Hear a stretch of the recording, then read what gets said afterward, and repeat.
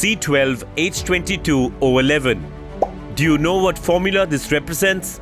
Well, you eat it every day. It's the molecular formula for sugar or sucrose. Sugar is one of the most important commodities in the world. Apart from its economic significance, sugar also has immense cultural relevance in India. No joyous occasion or festivities are complete without traditional sweets.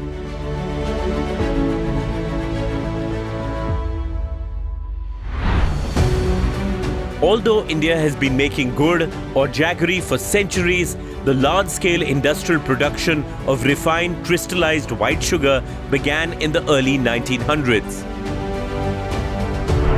In about 120 years, sugarcane cultivation has emerged as one of India's main cash crops, and now there are over 700 sugar mills across the country that produce it. The byproducts of the sugarcane plant and its juice are numerous. While it is the main source of sugar and gur, it also provides raw material for production of ethanol. In fact, the Government of India has set a target of blending ethanol in petrol to 20% by 2023-24 to reduce our dependence on imported petroleum. The ultimate target is also to have vehicles which can take up to 100% ethanol as fuel. So in this two-part series, we travel to one of India's largest and most modern sugar mills, the Saraswati Sugar Mill in Yamunanagar, Haryana,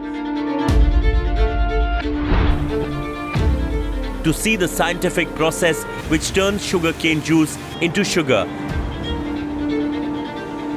and its entire mechanical ecosystem, to really understand why the sugar industry is part of India's larger Atmanirbhar mission. As far as sugar is concerned, the sugar industry collectively has made India Atmanirbhar. Now, sugar industry is also very proactively getting into ethanol.